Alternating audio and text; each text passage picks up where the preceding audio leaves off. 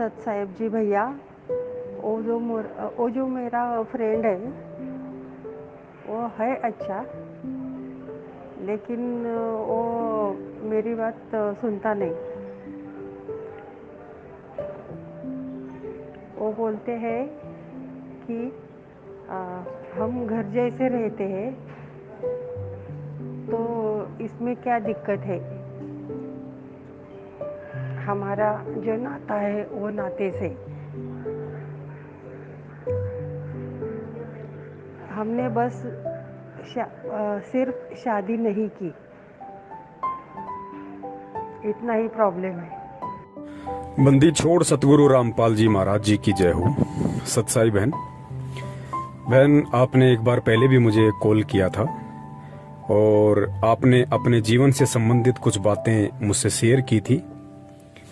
पहले आपकी शादी हो चुकी थी, बच्चे भी हैं आपके, और उसके बाद आपके पति का देहांत हो गया। इसी बीच आपकी एक पुरुष से मित्रता हो गई और जो भी आपके संबंध रहे हों उनसे। उसके बाद आपको परम पूज्य सतगुरु रामपाल जी महाराज जी का ज्ञान सुनने को मिला। आप जी ने उन्होंने नाम दीक्षा ले ली।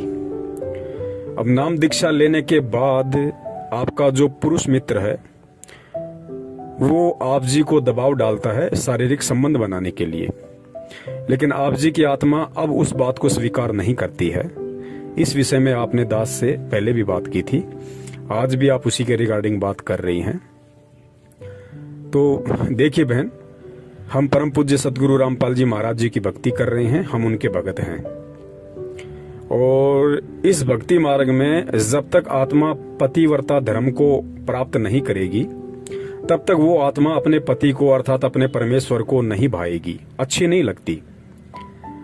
और जो व्यक्ति संत रामपाल जी महाराज जी का शिष्य बनने के बाद, उनकी भक्ति अपनाने के बाद, चाहे पुरुष हो चाहे स्त्री हो, जो सांसारिक रूप से पतिव्रता नहीं हो सकते, अगर पत्नी है, यदि वो पत्नी अपने पति के प्रति वफादार नहीं रह सकती, यदि कोई पति है और वो यदि अपनी पत्नी के प्रति वफादार नहीं रह सकता, अर्थात जो व्यक्ति परम पूज्य सतगुरु रामपाल जी महाराज जी से नाम दीक्षा लेने के बाद भी सांसारिक पतिव्रता वाला धर्म नहीं निभा सकता, वो व्यक्ति आध्यात्मिक रूप से कभी भी पतिव्रता धर्म का पालन नहीं कर सकता और कभी भी अध्यात्म में वो आत्मा परम पूज्य सतगुरु रामपाल जी महाराज जी को पसंद नहीं आएगी। वो कभी भी अपने गुरुदेव को प्रसन्न नहीं कर सकती।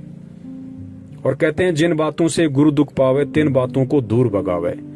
आपकी जिन भी, चाहे वो सांसारिक हो चाहे आध्यात्मिक हो, किसी भी प्रकार के वो कर्म कुकर्म हो जो आपके गुरुदेव को पसंद नहीं है, यदि फिर भी आप उनको करते हो तो आपका गुरु आपसे कभी भी खुश नहीं होगा, कभी भी प्रसन्न नहीं होगा। तो बहन, आपने अपने पुरुष मित्र को ये बात अच्छे से समझा देनी चाहिए और उन्हें बता देना चाहिए कि गलतियां सबसे होती हैं जब तक अनजान थे। अज्ञानता में चाहे पुरुष हो चाहे स्त्री हो, लाख गलतियां कर देते हैं। मुझ पवन दास की भी नाम दीक्षा लेने से पहले यही स्थिति थी, ऐसी कोई बड़ी बात नहीं है बहन। मैं कभी भी अपने अवगुणों को छुपाता नहीं हूं। मेरी शादी हो गई थी, शादी होने के बाद भी मैंने अनेकों औरतों से मित्रता की। आप जी समझ सकती हैं, मित्रता होने के बाद खाली वो मित्रता तक ही सीमित नहीं रहती है बात। तो बहन, गलतियां किससे नहीं होती। मैंने तो ये बात मेरी पत्नी को भी बता रखी है कि भाई नाम दीक्षा लेने से पहले मैं तो इतना नीच इंसान था, मैंने तो बहुत सारे कुकर्म किए हैं, लेकिन नाम दीक्षा लेने के बाद गुरुदेव कहते हैं कि बच्चों, तुम्हारा फिर से जन्म हो गया, मैंने तुम्हारा नवीनीकरण कर दिया, मैंने तुम्हें एक बार सोना बना दिया।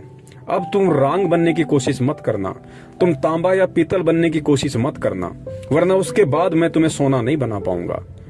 तो बहन, मैं कितना कुकर्मी इंसान था, मैं कितना गलत था, ये सारी बातें मैंने अपनी पत्नी को भी, अपनी भक्तमती को मैंने बता रखी हैं। और आज हमारे को एक दूसरे के ऊपर जो विश्वास है वो पहले नहीं था बहन। तो गलतियां सबसे होती हैं बहन, लेकिन भगवान मिल गया, भगवान ने हमें जानकारी करवा दी, हमें ज्ञान दे दिया, हमें इस मानव जन्म का जो लक्ष्य है, जो टारगेट है, हमें वो बतला दिया, हमें उस दिशा की तरफ आगे बढ़ने के लिए एक रास्ता दे दिया, इशारा दे दिया। अब बहन हमने उन पुराने कुकर्मों में नहीं धंसना है। अब यदि हम वो गलती करेंगे, क्योंकि परमेश्वर ने नाम दीक्षा देते ही ये वचन दे दिया कि बेटा धीरे धीरे धीरे धीरे मैं तेरे सारे वो कुकर्म, तेरे सारे अपराध, तेरे सारे पाप कर्म क्षमा कर दूंगा। जैसी तू भक्ति करेगा उस हिसाब से मैं धीरे धीरे तेरे पिछले इतिहास के सारे कुकर्म के जो काले पन्ने हैं मैं उनको साफ कर दूंगा, बशर्ते तू ये नाम दीक्षा लेने के बाद, ये ज्ञान लेने के बाद आगे किसी भी प्रकार का वो कुकर्म ना करे। तो बहन हम ऐसी गलती अब क्यों करेंगे?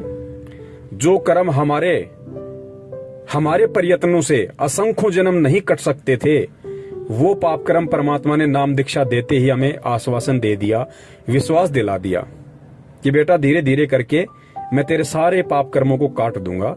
अब तू आगे अपनी भक्ति कर और मेरी मर्यादाओं में रह।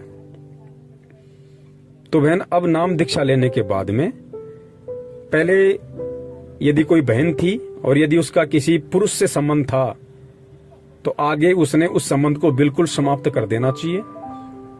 और यदि कोई पुरुष था, उसका यदि किसी स्त्री से कोई संबंध था तो उसको अब वो संबंध बिल्कुल समाप्त कर देना चाहिए।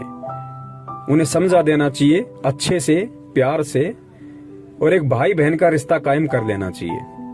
अगर सामने वाला समझदार होगा तो उस चीज को एक्सेप्ट कर लेगा।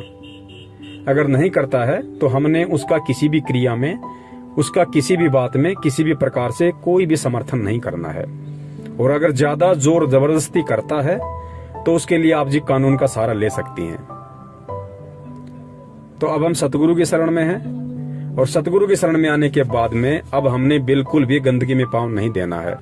तभी हमारा परमात्मा प्रसन्न होगा, तभी हम इस भक्ति मार्ग में कुछ हासिल कर पाएंगे, कुछ प्राप्त कर पाएंगे। तो बहन हमें बहुत सोच समझ के एक एक कदम हमने फूक फूक के इस भक्ति मार्ग पे अब रखना होगा। और जाने अनजाने में यदि मन में ऐसा कोई दोष उत्पन्न हो जाता है, ऐसे कोई भाव आ जाते हैं, क्योंकि हम काल के लोक में रहते हैं, पांचों विकार यहाँ सबके अंदर हैं। और गुरुदेव कहते हैं कि बच्चों ये पांचों विकार कभी भी नष्ट नहीं होंगे, ये डाइल्यूट हो जाएंगे, निष्क्रिय हो जाएंगे, वो भी ये भक्ति करते रहने से।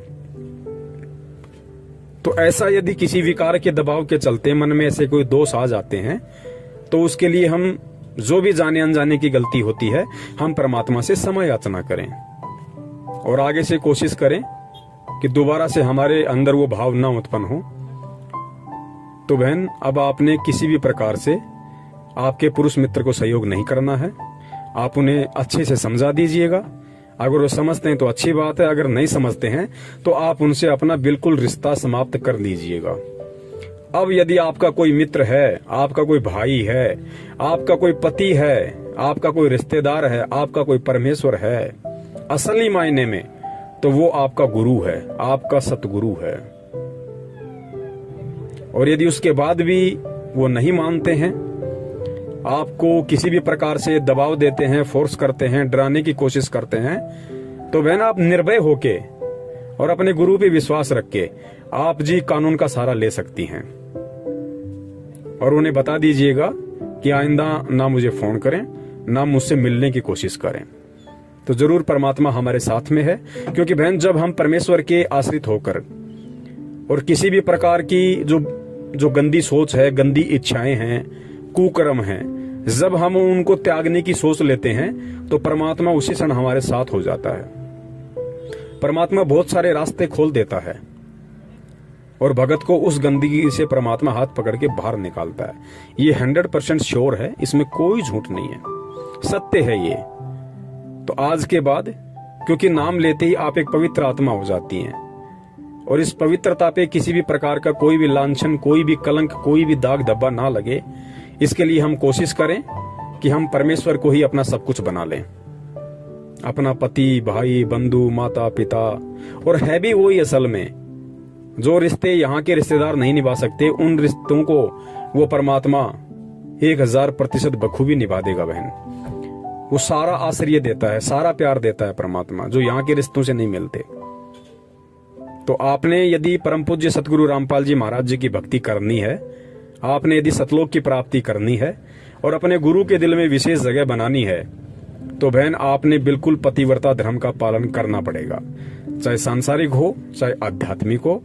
और जब तक हम दो नाव में पैर रख के चलेंगे बहन, हम कभी भी अपनी मंजिल को प्राप्त नहीं करेंगे, कभी न कभी हमारा पैर जरूर फटेगा। सत साहिब, जय हो बंदी छोड़ की।